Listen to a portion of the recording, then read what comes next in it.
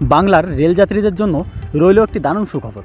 এবার কপাল ভালো থাকলে সকলেই এসি লোকাল ট্রেনে উঠতে পারবেন, তাও কিনা একদম কম খরচে। একটি নয়, দুটি এসি লোকাল ট্রেন পাচ্ছে শিয়ালদহ ডিভিশন। তো কোন কোন রুটে এই এসি লোকাল ট্রেন চলবে এবং কত গতিবেগে চলবে, এই সমস্ত বিষয়ে বিস্তারিত জানতে দেখতে থাকুন ভিডিওটি। ছোট্ট একটি ভিডিও, আমি পরীক্ষাটায় আমার চ্যানেলে আপনাদের সবাইকে স্বাগত জানাই।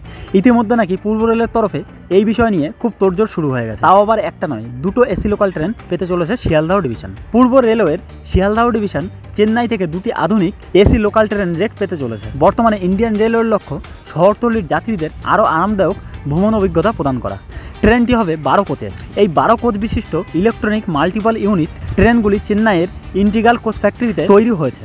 এসি রেকগুলি 25 কেবি এসি ট্রাকশনে চলবে এবং প্রতি ঘন্টায় 110 কিলোমিটার পর্যন্ত গতিতে ছুটতে পারবে। এমনিতেই গরমের সময় আসছে, আর এই সময়ে যদি রেলের তরফে শিয়ালদহ ডিভিশনে এই ট্রেন আনা হয় তাহলে উপকৃত হবেন যাত্রীরা। নিরাপত্তা এবং সুবিধার কথা যদি ধরা হয় তাহলে কোচগুলিতে সিসিটিভি ক্যামেরা, জরুরি অবস্থার জন্য যাত্রীদের টকব্যাক সিস্টেম, রিয়েল টাইম আপডেটের জন্য জিপিএস সক্ষম এলইডি স্ক্রিন এবং মডুলার অ্যালুমিনিয়াম লাগেজ জ্যাক রয়েছে। কিছুদিন আগে বিজেপি সাংসদ জগন্নাথ সরকার নিজেই ফেসবুক পোস্টের মাধ্যমে জানিয়েছিলেন যে বাংলার প্রথম এসি লোকাল ট্রেন শিয়ালদহ থেকে কৃষ্ণনগর অবধি ছুটবে। পাশাপাশি তিনি রেলের ভাড়া সম্পর্কেও অবগত করেছিলেন।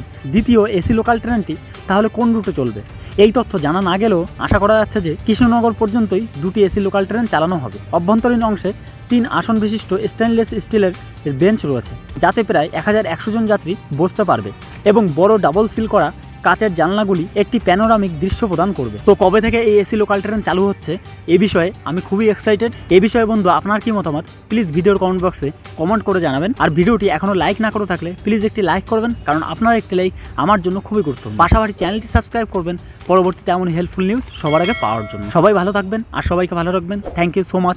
জয় হিন্দ, বন্দে মাতরম।